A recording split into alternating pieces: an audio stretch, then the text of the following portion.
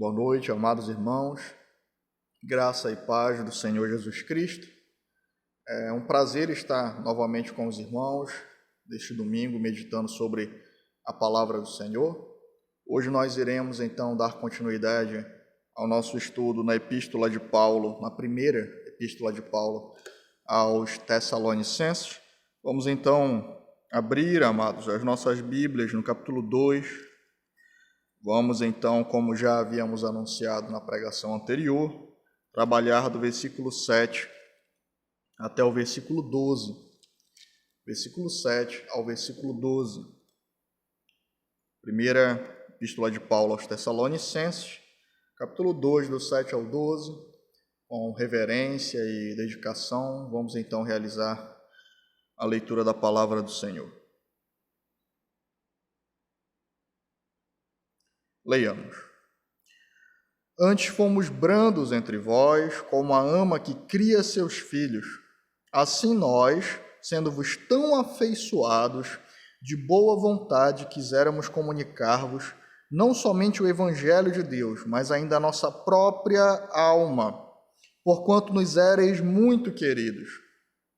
Porque bem vos lembrais, irmãos, do nosso trabalho e fadiga, pois trabalhando noite e dia, para não sermos pesados a nenhum de vós, vos pregamos o Evangelho de Deus. Vós e Deus sois testemunhas de quão santa e justa e irrepreensivelmente nos ouvemos para convosco os que crestes, assim como bem sabeis de que modo vos exortávamos e consolávamos a cada um de vós, como pai a seus filhos, para que vos conduzisseis dignamente para com Deus que vos chama para o seu reino e glória. Vamos então ao nosso Senhor em oração. Pai amado e querido, Deus eterno e santo, nos colocamos diante de Ti nesse momento, Senhor, suplicando o Teu socorro e o Teu auxílio mais uma vez, Senhor. Suplicando que o Senhor nos ajude, Pai, a compreensão da Tua palavra. O Senhor aplique, ó Deus, a Tua palavra aos nossos corações. Tu conheces a situação de cada alma, Senhor Deus, de cada mente, de cada coração nesse momento. Nós te suplicamos que Tu conduza-nos, Senhor Deus, em reverência à Tua palavra, em atenção, em dedicação. Que os nossos corações estejam diante de Ti, Senhor, de maneira sincera, quebrantada, Senhor, humilde, para receber a Tua palavra, buscando, Senhor Deus, vivê-la para a glória do Teu nome. Conhecendo, Senhor Deus, a Tua vontade para a igreja, para as nossas vidas, e vivendo, Senhor Deus, diante de Ti, com essa preocupação, Senhor, de que tudo o que nós venhamos a fazer a Ti, Senhor, possamos fazer para a Tua glória, para a glória do Teu nome, Senhor. Portanto, nos guia nesta noite, que o Senhor continue nos ensinando como igreja o Teu propósito, Senhor, entre o relacionamento dos oficiais da igreja, dos pastores, Senhor Deus, e os irmãos da igreja, e as responsabilidades, Senhor Deus, de cada um, de acordo com os dons que Tu tens distribuído soberanamente pelo Teu Santo Espírito. É o que nós te suplicamos em Cristo, certo de que Tu nos ouves, Senhor, de que Tu és poderoso para operar em nós e agir em nosso favor para a glória do Teu nome. Suplicamos em Cristo, te agradecemos. Amém e amém. Amados irmãos, então, aqui do versículo 7 até o versículo 12, nós iniciamos na pregação passada a falar sobre as funções pastorais. Então, nós vimos que a natureza da função pastoral e as atividades que um pastor ele deve exercer, segundo o dom que lhe é administrado pelo Santo Espírito, ele não é definido por ele mesmo. Não é definido pela igreja, mas é definido por Deus. É o Senhor que determina a natureza e aquilo que Ele exige dos pastores em favor do seu povo para a glória do seu nome. Vimos então que Paulo falou sobre a pregação. Nós vimos que o ministério da palavra, primeiramente, ele é público, ele é para todo o rebanho, alimentar todo o rebanho, pela exposição da palavra do Senhor e o conhecimento da sua vontade. Mas nós vimos que esse ministério não se esgota no púlpito. O ministério da palavra ele também é particular, ele é pessoal, e consiste então em o pastor se dedicar em aplicar a palavra a cada alma dentro das dificuldades, lutas e combates ao pecado que ela está vivendo, para a glória do nome de Deus e edificação dos santos também. E nós vimos que esse cuidado pessoal envolve, portanto, o aconselhamento, envolve, portanto, uma postura de exortação, admoestação, uma postura de ensino, uma postura de colocar diante da igreja aquilo que o Senhor exige e de confronto também, quando isso é necessário. Portanto, Deus está exigindo isso dos pastores e as igrejas, portanto, para que sejam beneficiadas do ministério pastoral, devem então buscar e se esforçar para que tanto aqueles que ela consagra, né, como pastores, quem consagra, nós vemos de maneira clara, é a igreja do Senhor, essa responsabilidade é dela, portanto ela deve também fiscalizar que esses pastores consagrados se mantenham no exercício daquilo que é devido diante do Senhor, para que eles sejam conservados no ministério para o bem da igreja. Hoje, então, nós iremos tratar sobre a postura que é exigida nessa atividade, ou seja, o Senhor não somente ele determina a natureza e as funções pastorais, mas ele exige também uma postura do coração pastoral no exercício daquilo que ele vai administrar para a glória de Deus, em favor da igreja. Paulo, aqui no versículo 7, portanto, ele inicia nos ressaltando a postura pastoral em relação à comunidade. Nós iremos dividir assim, então, a nossa pregação. A postura pastoral com relação à questão congregacional ou comunitária, né, dos santos, depois a postura pessoal do pastor e, por último, vamos ver o propósito pastoral. Bom? Primeiramente, então, amados irmãos, vamos começar analisando a postura do pastor perante a congregação ou para com a congregação. Paulo diz assim, versículo 7, antes fomos brandos entre vós, como a ama que cria seus filhos. Assim nós, sendo-vos tão afeiçoados de boa vontade, quiséramos comunicar-vos não somente o evangelho de Deus, mas ainda as nossas próprias almas, porquanto nos éreis muito queridos. A primeira característica, então, que é exigida do pastor em favor da congregação é amabilidade, compassividade e abnegação. Tá?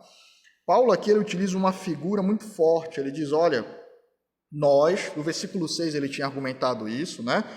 Nós não buscamos glórias dos homens, nem de vós outros, nem ainda que podíamos, como apóstolos de Cristo, ser-vos pesados, ou seja, nos impor. É isso que Paulo está dizendo. Nós podíamos chegar dentre vocês exigindo as coisas de maneira pesada, ordenando, sem escutar nenhuma contraprova, sem escutar nenhuma argumentação, porque nós somos apóstolos de Cristo. Então, Paulo estava falando sobre ele, né? O ministério apostólico cessou. Nós temos, então, Paulo falando sobre a presença dele ali.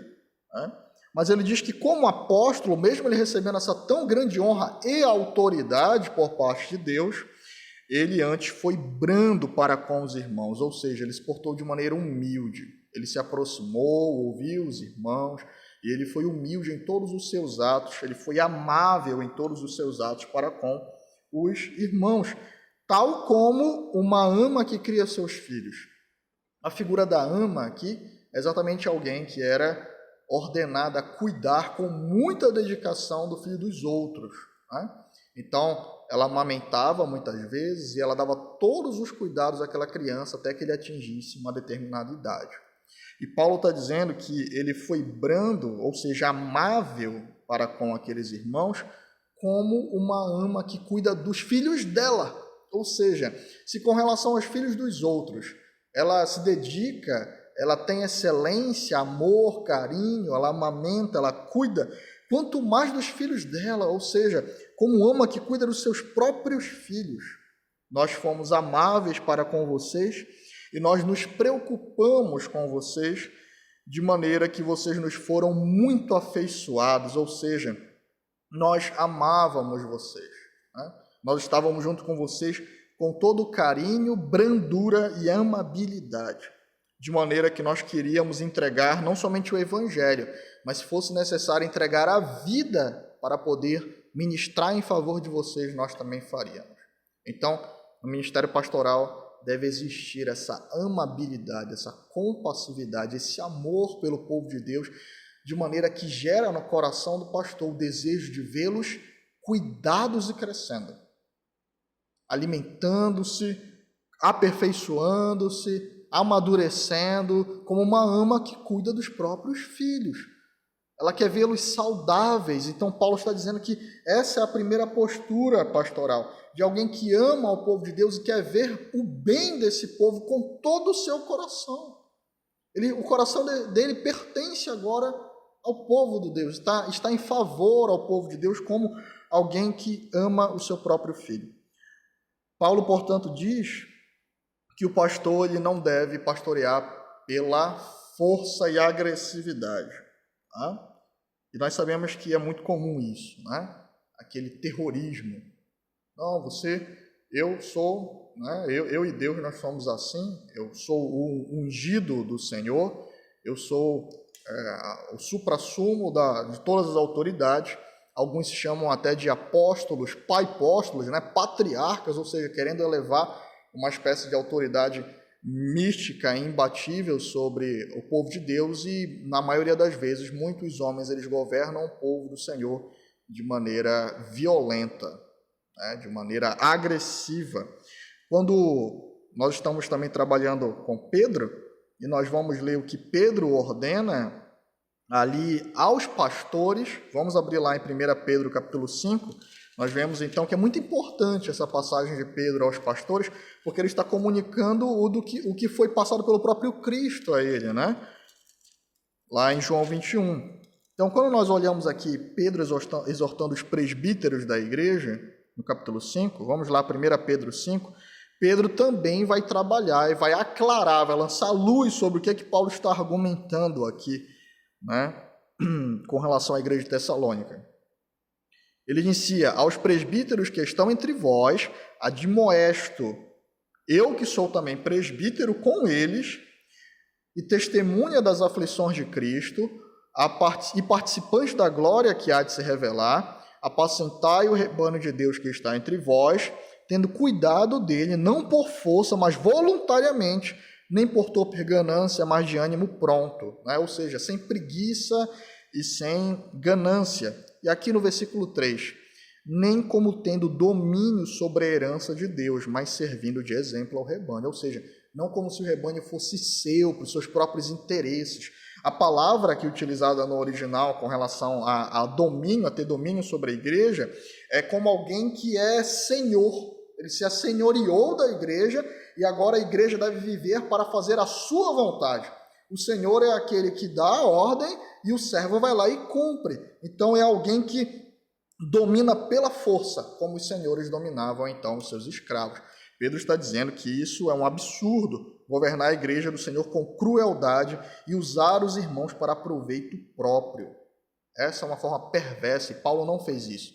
Ele falou, olha, toda a honra nos foi dada por Deus e a autoridade, pois nós éramos apóstolos de Cristo, mas quando nós chegamos entre vocês, nós fomos brandos, amáveis, nós não fomos agressivos, nós não impusemos, né, de maneira violenta para com vocês, e nós não exigimos nada de vocês, ainda que tudo nos fosse devido, né?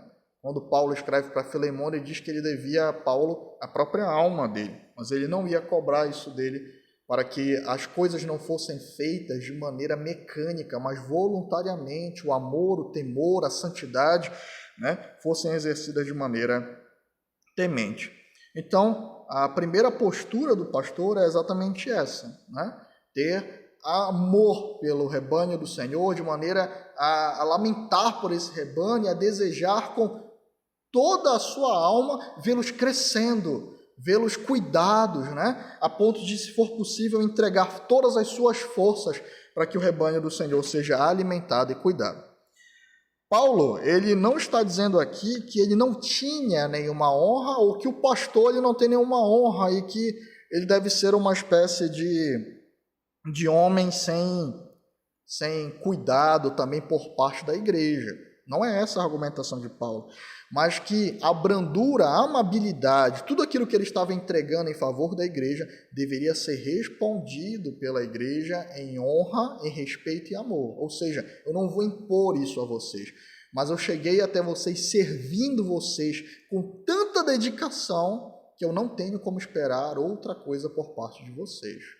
E depois que Paulo argumenta, então, tudo isso, nós vamos ver com mais detalhe lá na frente, mas ele vai até o final da carta, em 1 Tessalonicenses, vamos lá, 1 Tessalonicenses 5, no versículo 12 e 13, uma das últimas exortações que Paulo faz, então, não mais agora com respeito ao ministério dele, mas com o ministério que estava sendo levantado pela igreja, como nós falamos aos irmãos, a igreja era plantada, depois ela levantava os seus ministros ali, Deus levantava os seus ministros por meio da igreja, né? E Paulo deixa aqui no final da carta algumas exortações. E olha só a exortação que ele deixa no capítulo 5, versículo 12 e 13. Perdão, irmãos. Vamos ler aqui, capítulo 5, versículo 12 e 13. E rogamo-vos, irmãos, que reconheçais os que trabalham entre vós e que presidem sobre vós no Senhor e vos admoestem. A palavra admoestar aqui é confronto mesmo, né? E o que tenhais em grande estima e amor. Os tenhais em grande estima e amor por causa do seu trabalho. Tende paz entre vós. Então, Paulo ele está aqui dizendo que os pastores eles devem sim se portar de maneira amável, cuidar da igreja e se entregar e ver, desejar o bem da igreja para a glória de Deus, mas a igreja ela deve responder a isso também com, como Paulo diz, grande estima, e a palavra aqui é honra e respeito e amor, ou seja, cuidar também do seu pastor. Portanto, esse relacionamento é um relacionamento que ele é gerado e conduzido pelos deveres cristãos, pelas virtudes que o Senhor gera no coração do crente, né? Em respeito recíproco e entrega também. Quando nós lemos, por exemplo, o capítulo 13, por que Paulo está dizendo isso? Porque ele tinha experimentado, né, de algumas situações muito difíceis. Paulo, quem era mais amável do que ele se entregou e ele cuidou também da igreja dos Gálatas e da igreja dos Coríntios. E Paulo recebeu um duro golpe por parte dessas duas igrejas. Apesar de todo o amor, toda a dedicação e toda a entrega que ele exerceu, como uma mãe cuidando dos próprios filhos, essas igrejas elas desonraram o apóstolo, elas ofenderam o apóstolo e trataram o apóstolo com muita crueldade. Portanto, nós vamos ver que os ministros, quando eles escrevem as cartas, eles sempre estão preocupados com essa relação entre pastores e igreja. No capítulo 13 de Hebreus, vamos até lá, até o capítulo 13, nós vamos ver que o autor de Hebreus, ele explica por que a igreja ela deve ter um relacionamento agradável e amoroso para com os seus líderes. Hebreus 13, vamos ler o versículo 7, depois o 17. O autor de Hebreus diz assim: lembrai-vos dos vossos pastores que vos falaram a palavra de Deus, a fé dos quais imitai, atentando para a sua maneira de viver. Versículo 17. Obedecei a vossos pastores e sujeitai-vos a eles, porque velam por vossas almas, e nós já vimos que velar é cuidar, proteger, desejar o bem, como aqueles que hão de dar conta delas, para que o façam com alegria e não gemendo, porque isso não vos seria útil. O que o autor de Hebreus está dizendo é que isso é exigido do pastor, ele não tem como abrir mão. Mesmo que ele esteja em uma igreja má, em uma igreja que trata ele de maneira cruel, a responsabilidade dele diante de Deus é desejar o bem do rebanho. Mas quando o rebanho é cruel, o pastor faz isso gemendo, ou seja, como alguém que apanha para produzir. É exatamente esse o significado da palavra. É alguém lá que está dedicado no trabalho, fazendo o melhor, e aí vão lá e chicoteiam ele. Ou seja, aquilo vira algo desagradável de ser exercido e somente continua sendo exercido porque ele teme a Deus. Isso não é útil para a igreja. A produtividade ela cai, a excelência, o relacionamento, todos os frutos e benefícios que devem fluir de um relacionamento saudável entre pastor e igreja, eles são abandonados aqui, a igreja abre mão quando Paulo diz, né, sobre a questão da estima e do amor para com o pastor aqui no capítulo 5 de Tessalonicenses, vamos voltar, né?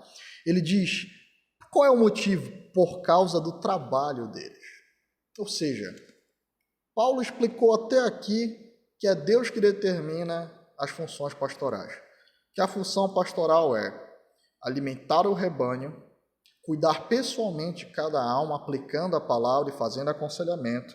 Ele deve amar e desejar o bem do rebanho com todas as suas forças e energia.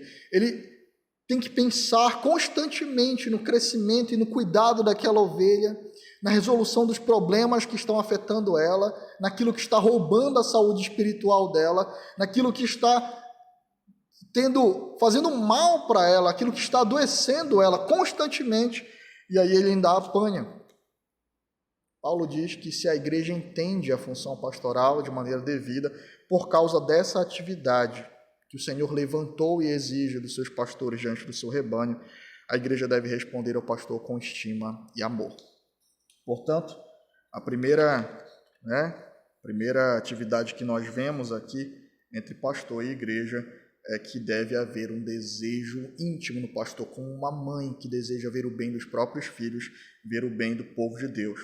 Mas, em muitos casos, quando Paulo ele foi destratado e tratado com crueldade, ele também vai lá e exorta a igreja de que ela deve lembrar que precisa prestar estima aos seus pastores, ao ponto de Paulo ele ter, às vezes, que defender o próprio ministério.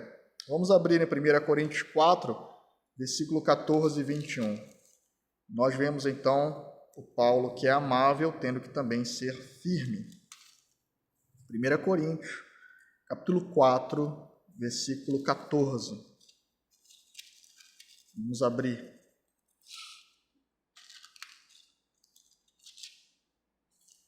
Paulo aqui, então, ele estava passando por uma situação muito difícil com relação ao seu ministério diante dos coríntios, e o capítulo 4, Paulo está falando sobre os ministros de Cristo, a atividade ministerial. E ele fala sobre toda a abnegação e todo o cuidado que ele teve para com os coríntios e toda a arrogância com a qual eles responderam a isso. E aí olha só o que Paulo diz no versículo 14. Não escreva estas coisas para vos envergonhar, mas eu os confronto como meus filhos amados, ou seja, não é agradável. Eu não estou escrevendo, não queria estar escrevendo isso para vocês, porque dói em mim e vai ter que doer em vocês. Mas eu tenho que fazer isso. Não é agradável ter que zelar pelo próprio ministério. Isso deve ser algo que tem que fluir da igreja. Né? E olha o que ele diz, porque ainda que tivesses 10.000 aios em Cristo, não terieis, contudo, muitos pais, porque eu pelo evangelho vos gerei em Jesus Cristo. Confronto-vos, portanto, a que sejais meus imitadores. Por esta causa vos mandei Timóteo, que é meu filho amado e fiel no Senhor, o qual vos lembrará os meus caminhos em Cristo, como por toda parte ensino em cada igreja. Mas alguns andam ensoberbecidos, como se eu não houvesse de ter convosco. Mas em breve eu vou com vocês, se o Senhor quiser, e então conhecerei, não as palavras dos que andam ensoberbecidos, mas o poder, ou seja, eu vou confrontar vocês face a face. Porque o reino de Deus não consiste em palavra, mas em poder. Que quereis? E ter convosco com vara ou com amor e espírito de mansidão? Então Paulo diz, olha, a forma como vocês estão se portando, ela é desagradável a Deus. Vocês estão abrindo mão da mensagem do evangelho, vocês estão ofendendo os ministros de Cristo. Portanto, eu terei que me impor e corrigi-los, como um pai que corrige os seus filhos. E essa, então, é a segunda postura do pastor com relação à igreja. Portanto, ele precisa ser amável como uma mãe. Olha a figura que Paulo evoca aqui, né? Uma mãe que está disposta a entregar a própria alma pelo bem dos seus filhos. Mas também ele precisa ser firme, diretivo e positivo como um pai. Vamos voltar para 1 Tessalonicenses, capítulo 2, versículo 11. Nós já tocamos nesse aspecto na pregação passada, mas é importante que ele seja relembrado aqui. Paulo, então, utilizou a figura da mãe com relação à afeição, cuidado, carinho, a entrega, né, o sacrifício materno aqui ele evoca, mas aqui ele vai, então, utilizar outra figura, no versículo 11. assim como bem sabeis, de que modo vos exortávamos e consolávamos a cada um de vós como a pai a seus filhos. Paulo sempre utiliza essa figura paterna, mostrando o dever do homem, que quando é necessário, o pastor ele precisa também ser firme, diretivo e positivo como um pai. Ou seja, uma responsabilidade não anula a outra. Essa firmeza, essa diretividade, esse confronto que vai precisar ser exercido, às vezes para correção, precisa ser exercido em amabilidade, em cuidado e desejando ver o bem, com aquela questão sacrificial, mas ser amável como uma mãe, desejar ver o bem, ou seja, essa virtude, ela também não precisa, ela não deve ser covarde, ao ponto de passar a mão sobre o pecado e permitir com que o caráter seja deformado, mas precisa também trazer firmeza e correção. Então as duas coisas caminham juntas, amabilidade, compassividade, sempre, o tempo inteiro, desejando ver o bem, mas também a questão da firmeza, da diretividade, do ensino, da instrução, da admoestação e do confronto, sempre que necessário. Então, o coração pastoral deve ser assim, é o que o Senhor exige para com o povo de Deus. Em tudo o que faz, ele está pensando no bem do povo de Deus, na glória do Senhor. Isso fica muito claro na Escritura, e a gente pode pensar quem é o nosso exemplo, né? O próprio Senhor Jesus Cristo. Quando nós olhamos para Mateus 16, os irmãos podem abrir posteriormente em casa, nós vemos o Senhor conversando com os apóstolos, e como o Senhor é paciente com os apóstolos, meus irmãos, como ele é paciente. Ele está explicando uma coisa, eles vêm e falam às vezes coisas totalmente contrárias. E o Senhor, então, quando pergunta quem ele é, e Pedro responde, tu és o Filho do Deus vivo, tu és o Cristo, ele fala, olha, tu és feliz, tu és abençoado, porque Deus ele te manifestou isso, ou seja, ele ali consola e estimula Pedro naquele raciocínio correto que ele teve, mas quando Pedro então vai repreender o Senhor, diz, olha, não morre não, tu não precisa morrer, o Senhor fala, arreda de mim, Satanás, porque tu não cogita das coisas de Deus, mas dos homens.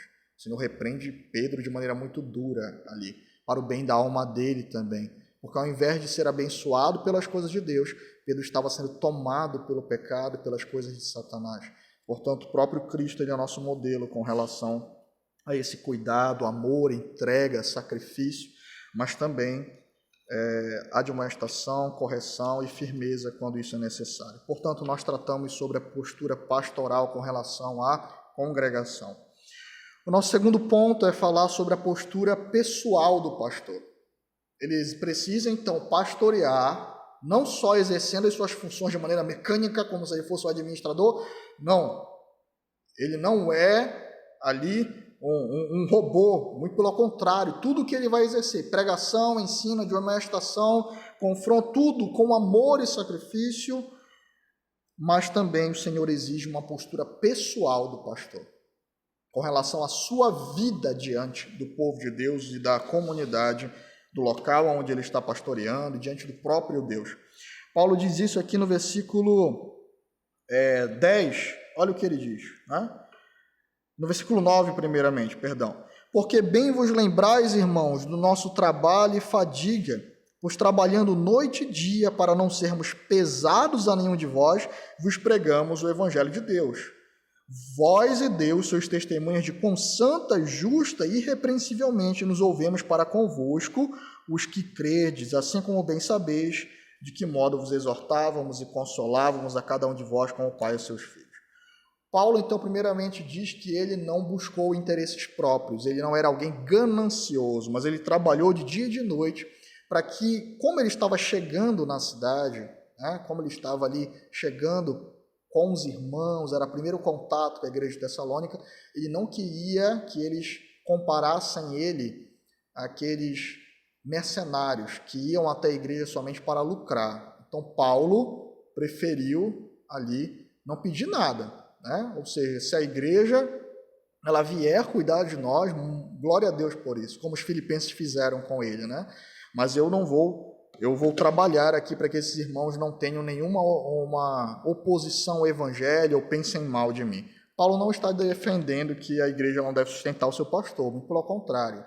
quando ele vai escrever a Timóteo, quando ele escreve também aos Tessalonicenses, ele vai falar que digno é o obreiro do seu salário, que não deve amarrar a boca do boi enquanto ele trabalha, para que ele possa se alimentar e continuar trabalhando, tenha alimento para poder ter força e trabalhar. Porque ele está dizendo que ele, chegando ali como missionário, ele preferiu então manter o sustento que ele tinha de outras igrejas e trabalhar ali junto àqueles irmãos, do que exigir deles dizendo, olha, eu sou um apóstolo, portanto vocês precisam me sustentar.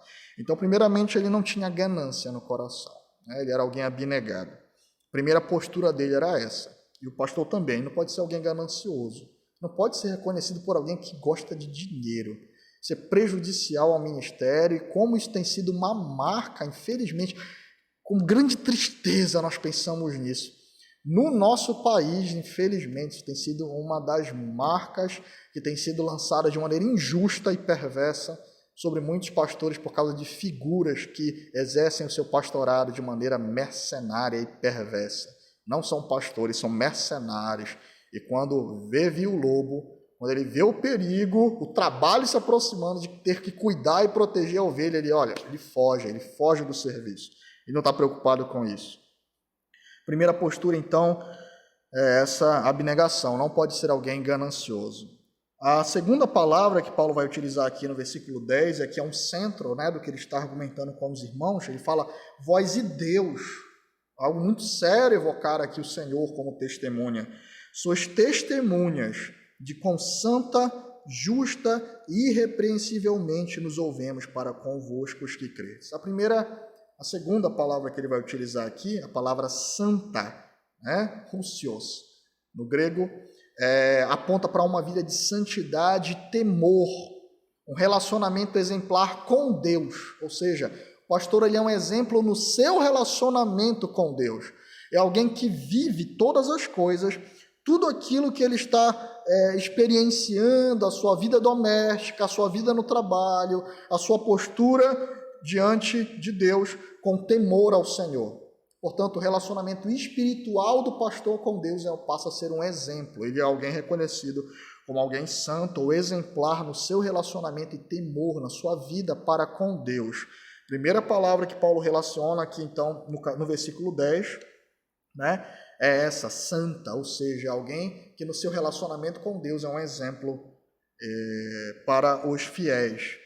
A segunda palavra é justa, justiça, dikaios, que significa integridade, alguém que não tem nada a esconder, ele não tem uma consciência perturbada por alguma coisa que não foi revelada ainda, mas a postura interna dele, do seu coração, aquilo que ele pensa e aquilo que ele faz estão em harmonia. A palavra integridade significa isso. Não há incoerência ou desarmonia entre o que o pastor sente, entre o que ele pensa e entre o que ele fala ou da forma como ele age. Portanto, no seu relacionamento para consigo mesmo, ele também é um exemplo. Ele está se corrigindo constantemente, ele está tentando alinhar, né, o desalinhamento que o pecado provocou pela palavra de Deus, colocando o seu raciocínio, o seu coração e as suas obras de acordo com a vontade de Deus. Constantemente ele está buscando isso, analisando a si mesmo e corrigindo a si mesmo para que ele caminhe de maneira reta ou justa.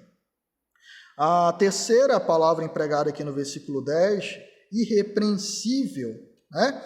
No original aponta para uma relação correta com os outros e diz respeito ao aspecto público da vida pastoral. Ou seja, ele é um exemplo e um espelho para os outros também, aqueles que estão em volta dele. O termo ele aponta para alguém que não pode ser acusado de coisas vergonhosas pela comunidade que está ao redor, onde ele está pastoreando, nem pela igreja. Então, os inimigos dele podem fazer acusações injustas, eles podem ofendê-lo, eles podem amaldiçoá-lo, eles podem mentir sobre ele, mas eles não têm nada que venha trazer vergonha a ele, que venha envergonhá-lo no seu ministério diante de Deus. Essas são as três palavras que são utilizadas aqui. Portanto, muitos ministérios, meus irmãos, eles têm se portado dessa maneira, têm sido exemplos para suas igrejas e têm caminhado de maneira que não há escândalo na comunidade ao redor e um homem que tem paz no seu relacionamento com Deus. Contudo, muitos eles são instrumentos de Satanás para causar escândalo à igreja. Deus ele exige do pastor essa postura, de maneira que algumas coisas, inclusive, são lícitas aos pastores, mas não convém a eles participar. Eles têm que fazer essa abnegação, esse sacrifício de não participar de coisas lícitas para não escandalizar o povo de Deus. Quando nós vamos até Mateus, no capítulo 18, vamos até o Evangelho de Mateus, capítulo 18, o Senhor fala algo aqui que deveria trazer temor ao coração do ministro. Olha só o que ele diz. Evangelho de Mateus, capítulo 18. Naquela mesma hora, chegaram os discípulos ao pé de Jesus, dizendo: quem é o maior no reino dos céus?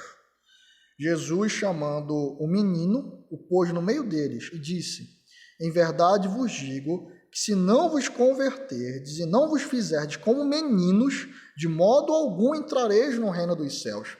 Portanto, aquele que se tornar humilde como este menino, esse é o maior no reino dos céus. E qualquer que receber em meu nome um menino tal como este, a mim me recebe. Mas qualquer que escandalizar um destes pequeninos que creem em mim, melhor lhe fora que lhe pendurasse no pescoço uma pedra de moinho e submergisse na profundeza do mar. Ai do mundo por causa dos escândalos, porque é mister que venham escândalos, mas ai daquele homem por quem o escândalo vem.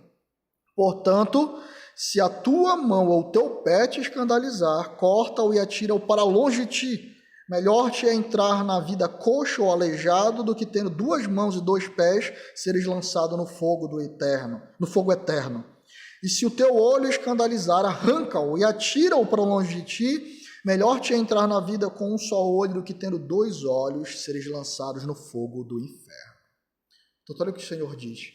Aquele por quem o escândalo vem para uma fé fraca, para o povo do Senhor, para aqueles que são crianças na fé, aqueles que estão começando, aqueles que trazem escândalo ao povo de Deus, de maneira a abalar a fé, a trazer dúvidas ao povo do Senhor, a trazer vergonha para a igreja, era melhor que ele amarrasse uma pedra de moinho no pescoço e se lançasse no mar.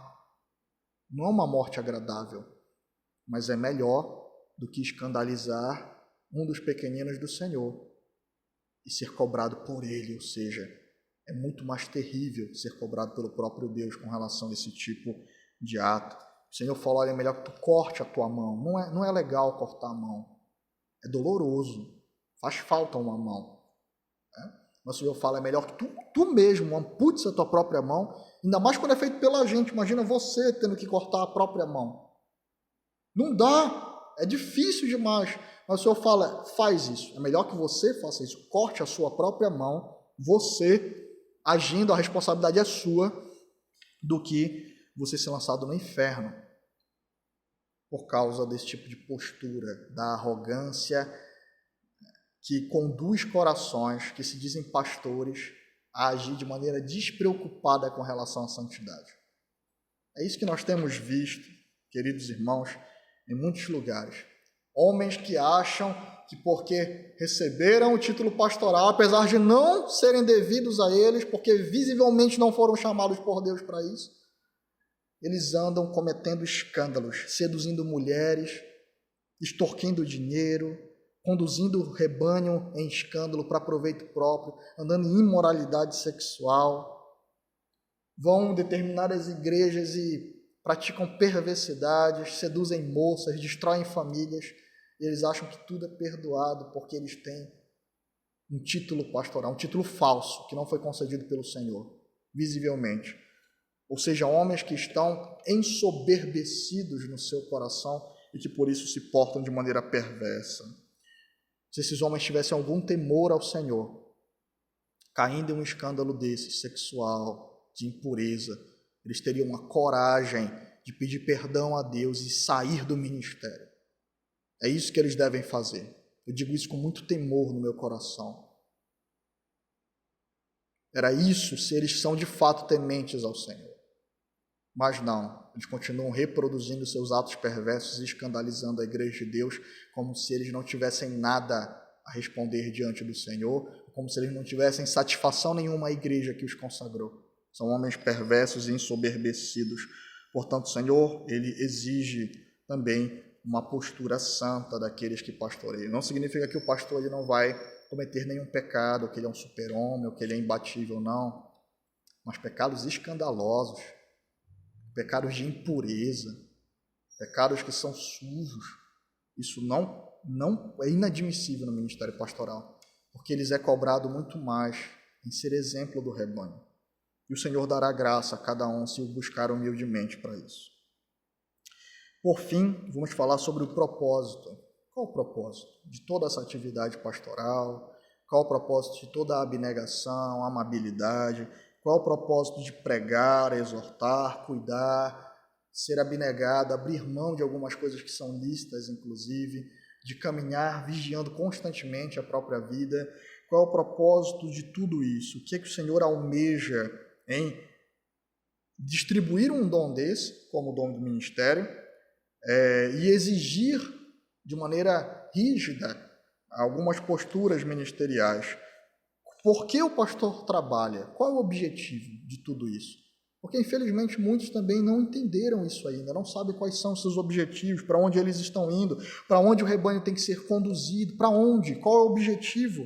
Vamos até 1 Tessalonicenses 2, Paulo diz qual é o objetivo.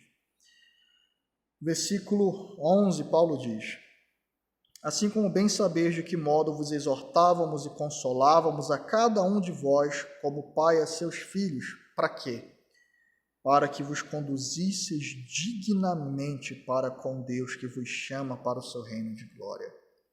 O propósito é o bem da alma daqueles irmãos no relacionamento com Deus, uma devoção santa, amadurecimento espiritual, uma vida santa e dedicada ao Senhor, ou seja, para que vos conduzisseis, para que nós conduzíssemos vocês, para que vocês passem a viver de maneira digna da vocação que o Senhor chamou vocês, a responder ao Senhor com humildade, santidade, quebrantamento, com santidade, justiça e também irrepreensibilidade. É isso. O que está sendo almejado é que as virtudes que são exigidas do pastor sejam experimentadas por todos os crentes, essas virtudes. Santidade para com Deus, justiça, ou seja, coerência com relação ao que sente, pensa e faz. Irrepreensibilidade, não pode ser envergonhado por alguém de fora. Caminhar de maneira digna diante do Senhor para a glória dele. A glória do Senhor é o centro. A glória da vida, o centro da vida cristã é a glória de Deus. Paulo deixa isso muito claro em todas as suas cartas. Em 1 Coríntios 10, 31, ele diz: olha, irmãos, atentem para isso, irmãos. O nosso propósito é que vocês, quer comais, quer vocês bebam alguma coisa, quer vocês façais qualquer outra coisa, tudo o que vocês façam, tenham na cabeça e no coração de vocês, o objetivo de vocês seja glorificar ao Senhor. Esse é o objetivo, que Deus seja glorificado na vida de cada membro, de cada ovelha da igreja. Esse tem que ser o objetivo pastoral. E esse tem que ser o objetivo da igreja, quando ela vai consagrar um pastor, a glória de Deus. Nós precisamos atentar para isso. Todos os requisitos que o Senhor impõe, tudo aquilo que Ele exige é para a glória dEle, para o bem do seu povo. Quando a igreja, portanto, faz isso, deve pensar na glória de Deus e no bem da igreja, dos seus irmãos. Portanto, devemos ter em mente que o objetivo de tudo que nós fazemos, tudo, deve ser a glória de Deus. Não a nossa glória, não o nosso enriquecimento, não os nossos interesses próprios, nem do pastor e nem dos membros da igreja, mas do Senhor. São os interesses dele que devem estar diante dos nossos olhos. O objetivo, então, meus irmãos, que Paulo está apresentando aqui, é que Deus seja glorificado na vida de cada membro, na vida de cada ovelha, na vida do pastor, na vida de todas as suas ovelhas que compõem o seu povo. Dito isso, nós vamos então finalizar com algumas aplicações. Primeiramente, Deus ele não somente determinou a natureza da função pastoral e as atividades prioritárias para um pastor, mas o Senhor também determinou a postura na qual elas devem ser exercidas. Não existe alguém que possa desenvolver as funções pastorais sem um coração pastoral. Nós não estamos falando somente sobre habilidades humanas, nós estamos falando sobre uma atividade muito importante, porque diz respeito ao cuidado daqueles que foram comprados pelo sangue de Cristo. Portanto, se alguém não é chamado, se alguém não é reconhecido pela igreja, se alguém não cumpre aquilo que o Senhor chamou, não deve se colocar a exercer. Não somente o ministério pastoral, mas nenhum daqueles dons que o Senhor lista na sua palavra. Você deve buscar qual dom que o Senhor entregou a você para que você o exerça com responsabilidade. Isso vale também para o ministério pastoral. A segunda aplicação, a excelência no ensino, na pregação, no aconselhamento, deve ser acompanhada por uma vida santa e exemplar. Somente o Senhor pode nos conceder isso, não vem pela força do próprio braço. O que Paulo está dizendo aqui que é exigido deles, somente é alcançado no Senhor. Ninguém, nem o pastor é suficiente para isso, ninguém é suficiente para isso. Somente em busca diante do Senhor Jesus Cristo, isso pode ser obtido. Portanto, pastores não são super-homens. Eles não são super-humanos. Eles são pecadores redimidos como qualquer membro da igreja, como qualquer verdadeiro crente, mas a cobrança sobre ele é maior. E o Senhor lhe dará também graça para tal. Portanto, precisamos entender que a função pastoral deve ser acompanhada de uma excelência de piedade também. E, como eu falei, o pastor ele precisa ser supervisionado pela sua igreja. Tá? Ele não é uma espécie de super autoridade, que é alguém infalível e inerrante, somente a palavra do Senhor e o próprio Deus é assim. O pastor, portanto, precisa ser supervisionado pela sua igreja, mas a igreja só vai conseguir fazer isso biblicamente se entender, primeiramente, as lutas e os desafios do ministério pastoral. Porque, entendendo isso, vai fazer o que Paulo disse. Olha, tratem os pastores de vocês com grande estima, honra e amor. E Paulo levantou 3 figuras aqui. Primeiramente, o pastor das ovelhas, que está ali cuidando, protegendo, alimentando. Paulo levantou a figura materna, que está ali buscando o bem da igreja. Paulo levantou a figura paterna, de repreensão, de ensino, de confronto para o bem da alma. Ele evoca, então, as virtudes de entrega, cuidado, proteção, alimentação, abnegação, mas também honra. Essas 3 figuras, e na sociedade moderna eles pensam isso, né? As pessoas pensam que mãe e pai eles servem unicamente para servir os meus interesses. Mas não. Existe ali uma figura de honra sendo evocada aqui. Paulo falou, eu fui abnegado para com vocês como uma mãe. Eu fui cuidadoso, instruí vocês como a um pai. Essas são figuras de extrema entrega e proteção, mas são figuras que também demandam honra. Portanto, como é que você exorta a sua mãe? Como é que você exorta e corrige o seu pai? É gritando com ele? É chegando na casa dele, apontando o dedo na cara dele e gritando palavras de ofensa? Com brutalidade? Como se ele fosse uma espécie de moleque? Quando Paulo evoca a figura da mãe, do pai, no final da epístola dos Tessalonicenses ele fala sobre estima e honra, ele está dizendo que o pastor ele deve ser tratado também com essa honra, inclusive no momento que ele é corrigido por uma ovelha. A figura materna, paterna e pastoral, elas evocam a obrigação de que isso seja respondido em honra. Portanto, a igreja precisa supervisionar o seu pastor, sim. O pastor deve prestar contas à sua igreja, assim como ele pastoreia a igreja também cuida da alma dele, inclusive corrigindo em momentos que ele possa vir cometer algum tropeço ou algum pecado, como todos estamos ali sujeitos por causa do nosso coração, que ainda luta e batalha contra o pecado. Não estamos falando sobre pecados escandalosos aqui, mas pecados do dia a dia, erros, tropeços, que fazem parte da vida do cristão redimido. E quando isso for feito, deve ser feito com honra e respeito. Portanto, a igreja deve supervisionar o seu pastor com os mesmos sentimentos. Assim como o pastor é chamado a confrontar quando é necessário a ovelha, mas as virtudes de amabilidade e de sacrifício devem estar presentes nesse confronto, também quando a igreja vai confrontar o seu pastor, isso deve ser feito com estima e honra, que é o que Paulo exige da igreja em 1 Tessalonicenses 5. A quarta aplicação é que Deus ele determina as funções pastorais, bem como, contudo, se algum pastor, por ele não ser um super-homem, ele deve ser supervisionado pela igreja, ele se apresenta como reprovado em seu ministério, reprovado no seu chamado, seja por meio da negligência com as atividades pastorais, de alimentar, cuidar do rebanho, aconselhar, instruir, confrontar, admoestar, consolar, seja com relação à sua santidade, se ele cai nisso, se ele comete um pecado de impureza, se ele comete um pecado de imoralidade, ele precisa ser removido pela igreja. Eu digo isso com muito temor no meu coração, clamando que o Senhor me guarde, como guarde todos aqueles que têm servido ele de maneira fiel.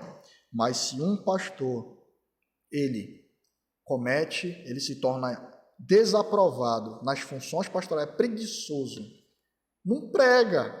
Quando prega, não alimenta a igreja.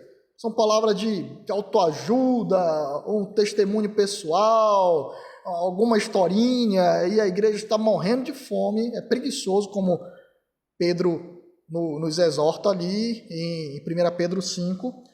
Se o cara ele vive em imoralidade, tem uma conversa imunda, está escandalizando os irmãos, tem um lábio podre, vive em impureza, deve ser removido pela igreja. A igreja tem essa responsabilidade diante de Deus. Uma coisa não exclui a outra. A reverência, o cuidado e o amor não exclui a supervisão. Inclusive, caso haja esse tipo de postura, a igreja precisa tomar uma atitude diante de Deus.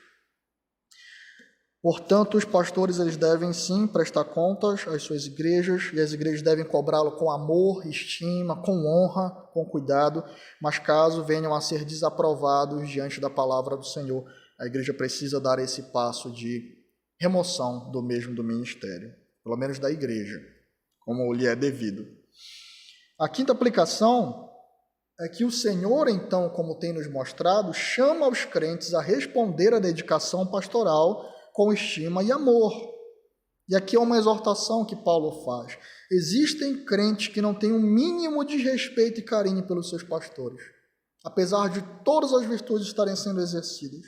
Eles tratam os pastores como moleques, tratam o pastor com crueldade, comentários ácidos, julgamentos precipitados, divulgam para outros problemas que podem ter acontecido na igreja com o pastor, difamam seus pastores, aonde eles chegam, eles vão difamando os seus pastores, e existem dentre o povo de Deus, entenda a igreja, existem dentre o povo de Deus, entre os santos, pessoas que aparentemente possuem ódio pelo ministério de qualquer pastor que venha a ser levantado pela igreja, mesmo que ele haja com fidelidade. Existem alguns que são joio, que não pertencem ao rebanho, e que, portanto, têm uma língua perversa, um coração mau, e ele deseja a destruição da igreja. Portanto, cabe à igreja, primeiramente à igreja, frear e combater esse tipo de postura por parte desses membros. Cabe à igreja preservar o seu pastor e cuidar dele. Isso é algo que tem sido abandonado. Nós temos visto um número altíssimo de depressão pastoral, suicídio pastoral, exatamente por causa de filhos de Satanás que são levantados, às vezes, do meio da igreja para poder trazer desânimo e conduzir toda uma igreja a se portar de maneira cruel, de maneira má, de maneira desumana para com os seus ministros. A igreja não pode permitir isso. Os pastores precisam de cuidado, meus irmãos. Nós choramos, nós sofremos, nós padecemos diante do Senhor, nós cometemos erros, precisamos ser exortados sim. Nós somos humanos e temos atividades que são pesadas muitas vezes, mas que o Senhor nos supre. Mas problemas e muitos problemas que precisam ser resolvidos, Portanto, os pastores precisam de cuidado, não são super-homens, eles necessitam da igreja, eles precisam da igreja, e os pastores devem ser humildes para assumir isso. Precisamos de vocês. Alguns pastores exatamente acham que devem responder a uma exigência sobre-humana que algumas igrejas lançam sobre seus pastores, mantendo essa postura de super-homem. Mas isso não vai conduzir você, pastor, a lugar nenhum. Somente a depressão, a crises, a tristeza, a dor. Não faça isso. Assuma as suas necessidades diante da igreja, assuma que você está cansado e precisa de férias, assuma que você está entrando em depressão, assuma que você está com problemas psicológicos muitas vezes, com adoecimento, que o seu problema de saúde está causando outros problemas a vocês, que algum problema que veio aparecer na sua vida tirou o seu ânimo de alguma forma. É por isso que é importante uma liderança firme e sólida na igreja. É por isso que é importante a pluralidade pastoral que a Bíblia prega, para que pastores também possam aconselhar uns aos outros e possam contar dentro da própria igreja com um conselho que vai ali também com essa sensibilidade cuidar do seu pastor e que vai dar apoio a ele quando for necessário. Portanto, os conselhos e os outros oficiais da igreja, a Bíblia estimula que a igreja tenha, sim, mais de um pastor, tenha ali um conselho pastoral, tenha ali diáconos prontos a agir e a ajudar e sejam sensíveis a isso. Portanto, a igreja precisa cuidar do pastor. Meus irmãos, não é à toa que o número de suicídios entre pastores tem aumentado e de irmãos que nós nunca imaginávamos que estavam pensando ou passando por isso. Por último, existe uma promessa aqui, que quando existe dedicação pastoral com excelência e santidade e uma resposta amável e honrosa por parte da igreja local, essa igreja ela passa a experimentar de todas as dádivas de Deus por meio da harmonia que o Senhor planejou e que está sendo vivenciada ali. Edificação, saúde para a igreja, administração da palavra do Senhor, pregação, aconselhamento, cuidado das almas. Quando a igreja se relaciona bem com seus oficiais, pastores e diáconos, nós conseguimos experimentar os propósitos do Senhor para a saúde da igreja, de maneira que nós podemos agora glorificar ao Senhor como lhe é devido. Esse é o nosso propósito e o nosso foco, a glória do Senhor, no cuidado mútuo.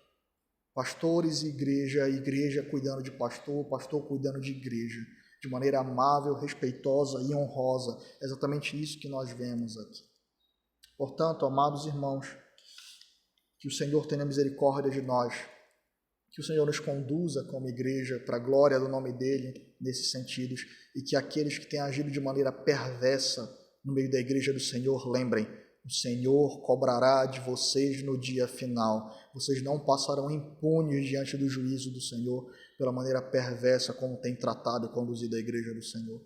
E que a igreja, lembre-se, não deve levantar homens perversos para o próprio mal e para a desonra do Senhor. Muito pelo contrário. Que o Senhor nos capacite como pastores e igreja a viver de maneira fiel, cumprindo então a responsabilidade. Qual é o segredo aqui, meus irmãos? Obediência. Obediência ao que Deus determinou e ao que Ele exige. Se nós caminharmos de maneira obediente ao Senhor, se nós caminharmos da maneira como o Senhor determina e exige de nós iremos experimentar de dádiva, de saúde espiritual, da graça do Senhor, do poder do Senhor, e vamos experimentar de tudo isso para a glória do nome dEle. Vamos ao Senhor em oração.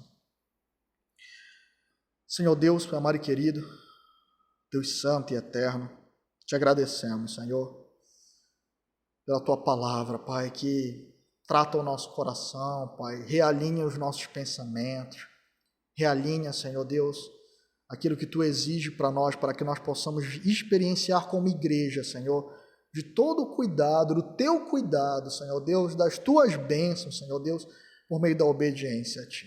Tem misericórdia, Pai, de mim, tem misericórdia dos pastores, Senhor Deus, que tem cuidado, Senhor Deus, de maneira fiel, tem vivido, Pai, com os corações diante de Ti de maneira sincera e fiel. Que Tu nos preserve da queda, do engano, do erro, Pai. Nos preserve, Senhor.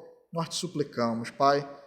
Suplicamos por cada igreja, Senhor Deus, que tem recebido, Senhor Deus, a Tua palavra, que tem, Senhor Deus, estado com os seus pastores, que Tu possa guiá-las em um relacionamento amável, Senhor Deus, responsável, cuidadoso também com os seus pastores, Senhor. Que assim como deve haver abnegação pastoral, deve haver cuidado e honra por parte da igreja, Senhor. Que tu possa começar a recuperar nas igrejas, Senhor Deus, uma eclesiologia bíblica, Senhor. Ser igreja, viver como igreja, Senhor, de maneira bíblica, como tu queres. Não conforme o desejo de pastores maus, Senhor Deus, nem conforme o desejo de nenhum membro, Senhor, mas conforme o teu desejo, Senhor. Gera em nós uma responsabilidade bíblica, uma visão bíblica acerca de tudo o que tu tem colocado diante de nós, de maneira que nós não venhamos a selecionar o que nos é agradável, Pai, para o nosso próprio interesse. Livra-nos disso. Isso é, ó Senhor Deus, desonrar a tua palavra, Senhor Deus, tratar de maneira leviana algo muito sério, Senhor Deus, que é a tua glória. Livra-nos disso. Guarda-nos dos maus, guarda-nos da queda, guarda-nos do escândalo, guarda-nos do pecado, Pai. E gera, Senhor Deus, amor, respeito, honra, dedicação, Senhor Deus, a pregação da tua palavra, submissão à tua vontade, para a glória e honra do teu nome, Pai, proclamação do teu evangelho da glória. É o que nós pedimos em Cristo e desde já te agradecemos. Amém, Senhor, e amém.